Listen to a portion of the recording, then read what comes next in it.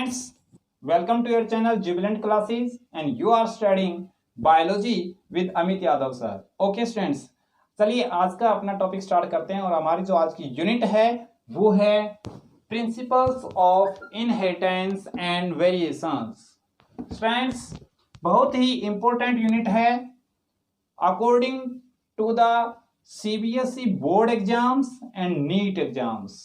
ठीक है, तो इस वीडियो को आप ना तो स्किप करें और कंटिन्यू देखें, क्योंकि इसमें टॉपिक के साथ साथ जितने भी क्वेश्चंस आपके नीट के और जो बोर्ड एग्जाम के क्वेश्चंस हैं वो सारे के सारे डिस्कस किए जाएंगे। तो ओके स्टूडेंट्स, लेट्स स्टार्ट। देखिए, हम बात करते हैं प्रिंसिपल्स। ठीक है, लॉज होंगे, कुछ प्रिंसिपल्स का मतलब कुछ लॉज होंगे ऑफ इनहेरिटेंस। अब देखते हैं कि इनहेरिटेंस क्या है और वेरिएशंस क्या है, और फिर इसको डिटेल में हम स्टडी करते हैं। तो बेटा, इनहेरिटेंस क्या है, इसको हम हेरिडिटी भी कह सकते हैं। क्या कह सकते हैं इसको? हेरिडिटी। तो हेरिडिटी क्या होती है? Nothing but it is the transmission of character from one generation to the next. तो हेरिडिटी क्या है? It is just the transmission of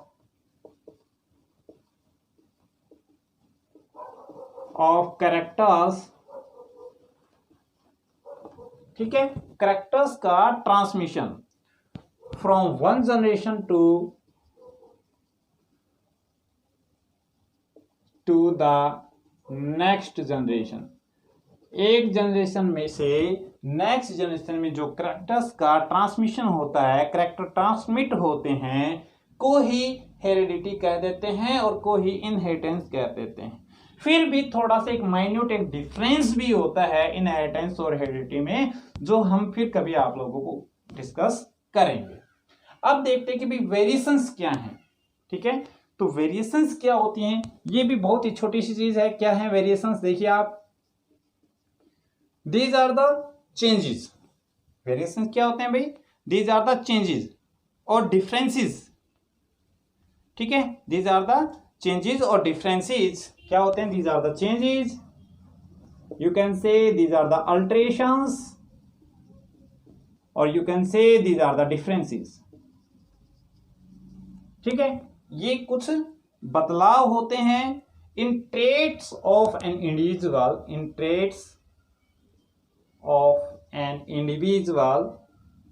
किसी भी इंडिविजुअल के जो ट्रेट होते हैं, जो कैरेक्टर होते हैं, उनमें जो अल्टरेशंस होती हैं ऑफ एन इंडिविजुअल या ऑफ ए प्रोजेनी।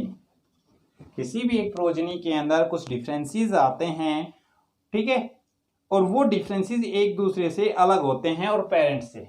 ठीक है, of an individual from each other and from their parents, from each other and from their parents।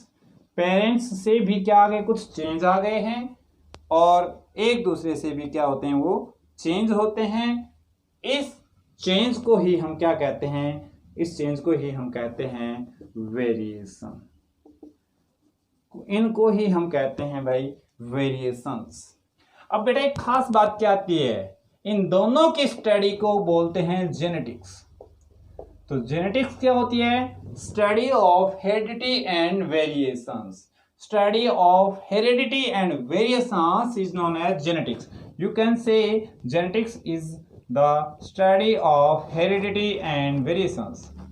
Heredity and variations को हमने प्लस कर दिया, इट मीन्स इनकी स्टडी को हमने जेनेटिक्स कह दिया। अब बात आती है कि जो जेनेटिक्स है, ये टर्म किसने दी?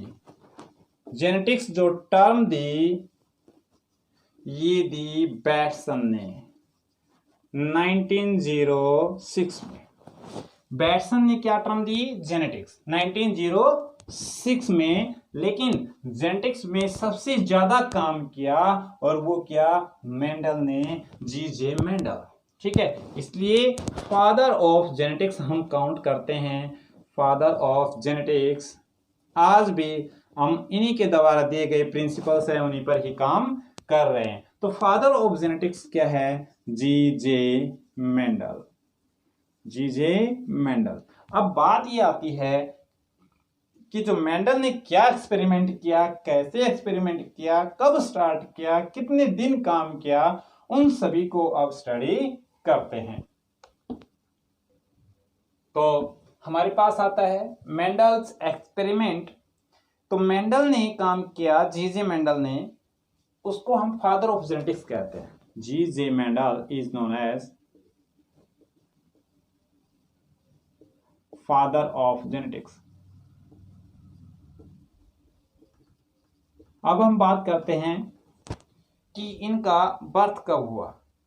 ठीक है, 1822 से लेकर के और 1884 तक इन्होंने अपना लाइफ स्पैन व्यतीत किया। तो आप लोग ईयर काउंट कर लीजिए। ठीक है, 62 ईयर्स तक इन्होंने अपना कंट्रीब्यूशन, अपनी लाइफ का कंट्रीब्यूशन हम लोगों के लिए दिया। अब बात ये आती है कि मेंडल साहब थे, उन्होंने किस प्लांट पर काम किया। ठीक है, तो मेंडल ने प्लांट चूज किया एज कि मेंडल सर वो साइंस पढ़ाते थे और मैथ की भी बहुत अच्छी सी नॉलेज थी, और उन्होंने लकीली चूज किया पाइसम स्टाइवम प्लांट को। Luckily Mendel choose the plant P plant. और पी प्लांट तो बहुत सारे होते हैं, तो इन्होंने जो पी प्लांट चूज किया था वो था गार्डन पी। ठीक है, और जो गार्डन पी है उसका साइंटिफिक नेम होता है पाइसम स्टाइवम। तो पाइसम स्टाइवम है, इसको हम करेंगे अंडरलाइन। जैसा कि आपको पता है ये साइंटिफिक नेम है, पाइसम का पी बड़ा और स्टाइवम का एस छोटा। आपको पता है ये क्या है, जीनस है, और ये क्या है, स्पीसीज है।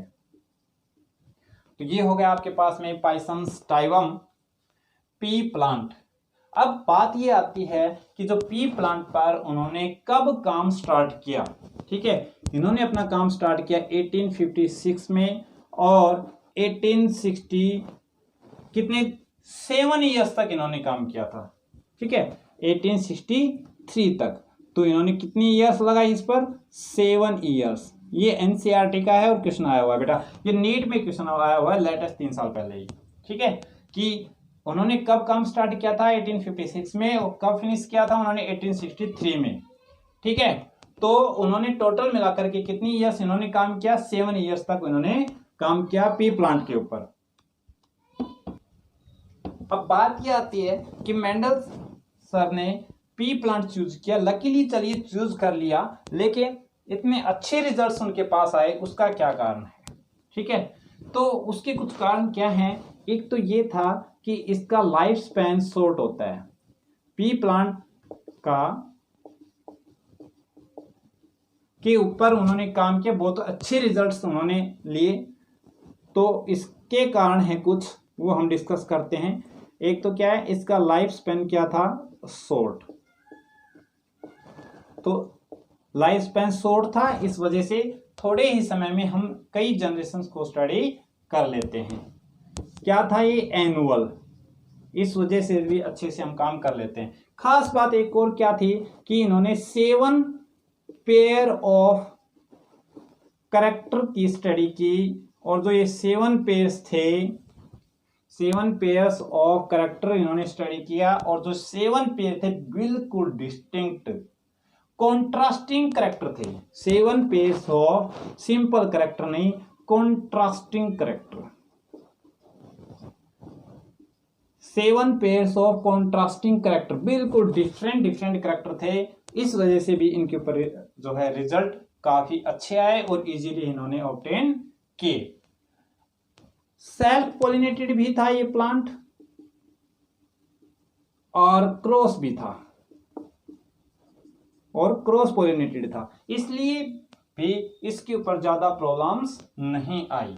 चलिए अब हम स्टडी करते हैं कि ये 7 पेयर्स ऑफ कॉन्ट्रास्टिंग कैरेक्टर क्या हैं और ये कौन कौन से क्रोमोसोम पर प्रेजेंट होते हैं। तो चलिए सबसे पहले देखते हैं कि जो 7 कैरेक्टर थे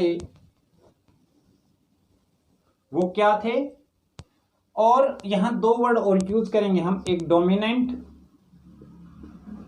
और एक रिसेसिव।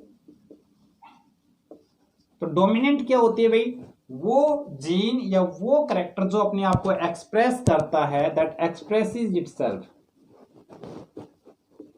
उसको क्या बोलते हैं, dominant. And that do not express itself, do not express itself, जो अपने आप को एक्सप्रेस नहीं करता है वो क्या होता है, रिसेसिव जीन होती है या रिसेसिव कैरेक्टर होता है। अब देखिए, एक तो हमने कैरेक्टर बताया, और कैरेक्टर को डिफरेंशिएट करने वाली जो यूनिट होती है उसको हम कहते हैं ट्रेट। क्या बोलते हैं, ट्रेट। तो ट्रेट क्या होता है, distinguishing feature of the character, it is the distinguishing feature of एक कैरेक्टर को भी जो डिफरेंशिएट करने वाली जो यूनिट होती है उसको हम क्या कहते हैं, ट्रेट कहते हैं। क्या कहते हैं उसको, ट्रेट। तो चलिए बेटा अब हम इनको स्टडी करते हैं 7 कैरेक्टर्स को।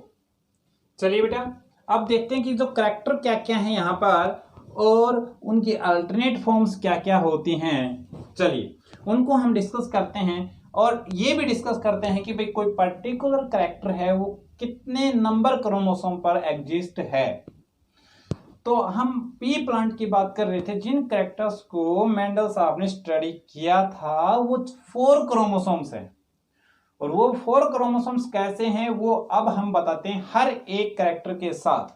देखिए हमने फिर कह रहे हैं आप लोगों को कि वीडियो स्किप ना करें, क्योंकि हर एक जो शब्द मैं बोलूंगा वो सारे ऑब्जेक्टिव नीट के क्वेश्चंस हैं। अब ये जो टेबल बनाएंगे सारे ऑब्जेक्टिव क्वेश्चंस हैं। बेटा सुनिए, सबसे पहले लेते हैं, देखिए आपको बिल्कुल, आप खड़े हैं आराम से, आपको सामने एक प्लांट दिखाई दे रहा है, आपको 2 ही चीज कैरेक्टर यहां दिखाई देंगे, एक बड़ा एक छोटा है, एक बड़ा एक छोटा।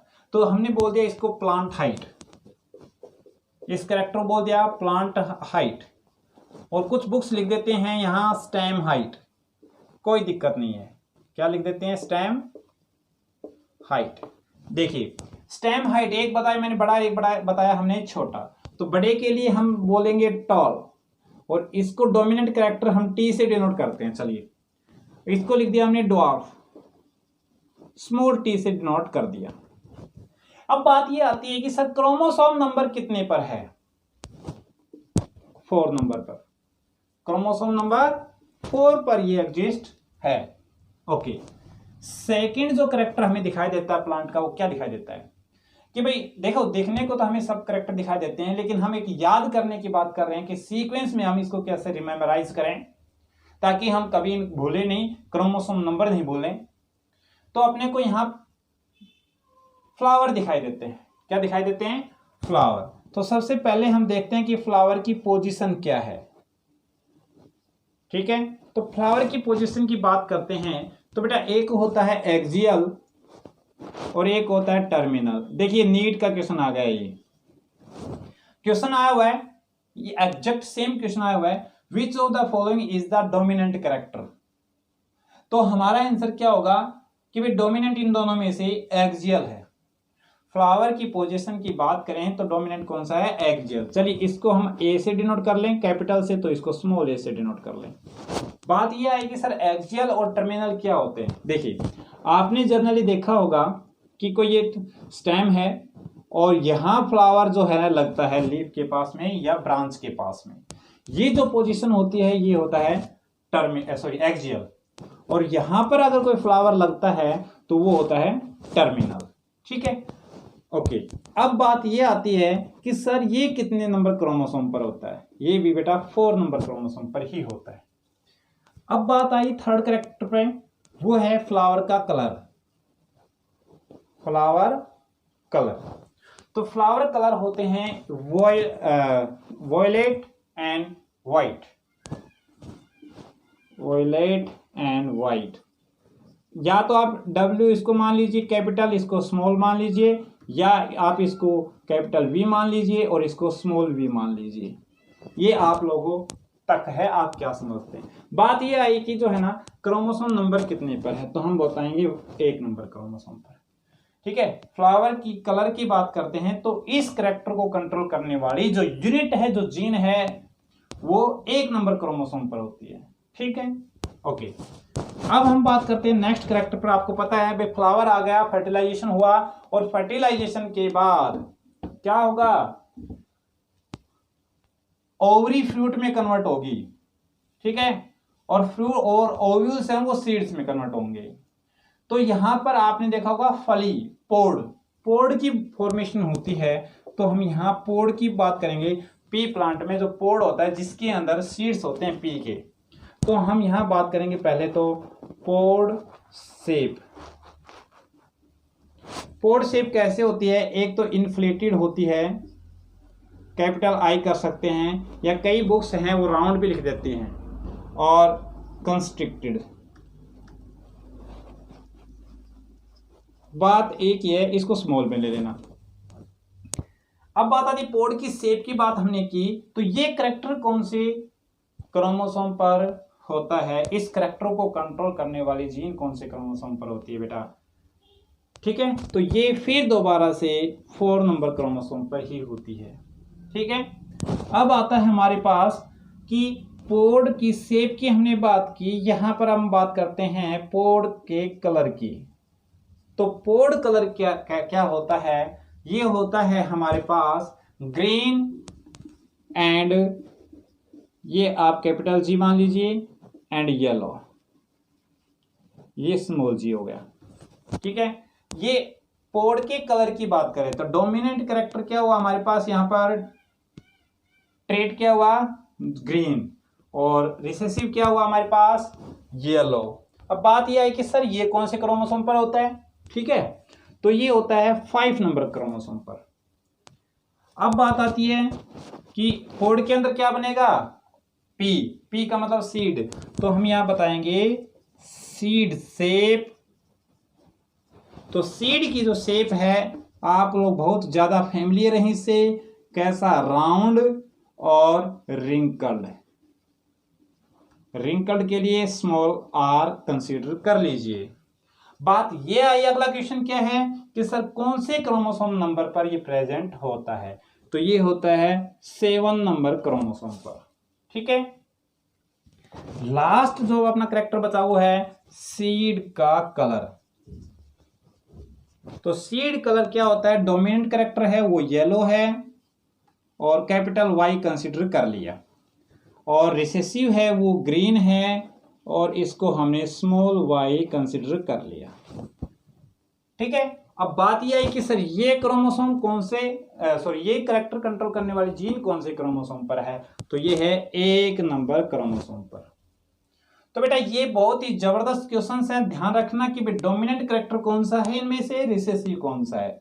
सेकंड कि सर इनकी अल्टरनेट फॉर्म्स हैं, वो एक डोमिनेंट एक रिसेसिव। ठीक है, ये इसके 7 कैरेक्टर थे। अगला जो क्वेश्चन है, जो मेंटेन किया हुआ क्वेश्चन है, बहुत जबरदस्त क्वेश्चन है, और आपको जर्नली आपके जो बुक्स हैं उनमें ये नहीं मिलेगा बच्चों, और ध्यान से इसको आप नोट कर लें कि भाई क्रोमोसोम नंबर कितने टोटल क्रोमोसोम होते हैं जिन पर मेंडल ने स्टडी किया था, काम किया था। काउंट करिए, नंबर 1, 2, 3, ठीक है, और 1, 4। तो कितने क्रोमोसोम है, देखिए 1 number chromosome, 7 number chromosome, 5th और 4th, बाकी तो सेम है ही। तो हम क्या, हमारा आंसर क्या होगा, टोटल जो क्रोमोसोम जितने स्टडी किए, जिन पर उन्होंने काम किया, वो कितने हैं भाई, 4। ठीक है, तो क्वेश्चन ये भी आता है कि मेंडल ने जो काम किया वो टोटल कितने क्रोमोसोम पर क्या काम किया, तो टोटल जितने क्रोमोसोम है वो हमारा आंसर क्या आ गया भाई, 4 आंसर आ गया है। ठीक है, 4 नंबर पर कौन सा कैरेक्टर है, 1 नंबर पर। तो ये भी ध्यान रखना है, ये क्वेश्चन आते हैं कि 4th नंबर क्रोमोसोम में मेंडल ने काम किया था तो उस पर कितने कैरेक्टर प्रेजेंट थे, तो हम ये सारे जोड़ के बताएंगे कि 4 4 4। तो सर 3 कैरेक्टर थे, वो किस पर थे, 4th नंबर क्रोमोसोम पर। वो कैरेक्टर भी आपको ध्यान रखने, जितने शब्द मैंने बोले सारे के सारे नीट के क्वेश्चन हैं बेटा। चलिए अब हम कुछ इंपॉर्टेंट टर्म्स की बात कर लेते हैं जो टर्म्स यूज होते हैं जेनेटिक्स में। बात आती है फिनोटाइप क्या है, जीनोटाइप क्या है। तो बेटा देखो, फिनोटाइप एक्सटर्नल अपीयरेंस होती है, ठीक है। क्या होती है, देखिए फिनोटाइप क्या है, external appearance of an organism, external appearance. और ये क्या होता है, जीन कंपोजिशन और you can say genetic makeup, genetic makeup of an organism. और external appearance of an organism को हम क्या बोलते हैं, फिनोटाइप। बाहर से जो दिखाई देता है, जीन कंपोजिशन है वो उसको हम कहते हैं जीनोटाइप। अब हम बात करते हैं डोमिनेंट और रिसेसिव की। और रिसेसिव क्या होते हैं, ये कैरेक्टर क्या होते हैं, जो अपने आप को एक्सप्रेस करता है, दैट एक्सप्रेसेस इटसेल्फ, उसको हम बोलेंगे dominant. And that do not express itself, that do not express itself, उसको हम क्या बोलेंगे, रिसेसिव। अब आता है होमोजाइगस कंडीशन क्या होती है और हेटेरोजाइगस कंडीशन क्या होती है, ठीक है। तो भाई होमोजाइगस क्या होता है, भाई किसी भी कैरेक्टर को कंट्रोल करने वाली यूनिट अगर कैसी हो, सिमिलर हो, इफ द कैरेक्टर कंट्रोलिंग ऐसे कर लीजिए, character controlling units if are similar, अगर कैसी हो भाई, सिमिलर हो, तो क्या बोलेंगे उसको, होमोजाइगस कंडीशन। जैसे एग्जांपल ले लीजिए, कैपिटल टी कैपिटल और स्मॉल टी, ठीक है ना, ये क्या है, होमोजाइगस कंडीशन। लेकिन इसमें क्या बताएंगे, character controlling units if are dissimilar, अगर कैसे होते हैं, डिसिमिलर हैं, जैसे कैपिटल टी और स्मॉल टी, तो इस कंडीशन क्या बोल देंगे भाई, हेटेरोजाइगस कंडीशन। ओके स्टूडेंट्स, ये थी आपकी अपनी क्लास जेनेटिक्स के ऊपर। कुछ मेंडल का वर्क हमने स्टडी किया, कितने दिन काम किया, क्या काम किया, किस प्लांट पर काम किया, फिर कुछ हमने इंपॉर्टेंट टर्म्स थी वो देखे हैं। ओके स्टूडेंट्स, होप कि आप लोगों को अच्छे से क्लास समझ में आई है। और कोई क्वेरी बनती है तो आप कमेंट कर सकते हैं, ठीक है। अदरवाइज आप चैनल को सब्सक्राइब करें, एज यूजुअल बेल आइकन जरूर दबाएं ताकि नेक्स्ट क्लास की वीडियो आपके पास में तुरंत पहुंच सके। Okay, thank you for joining the class.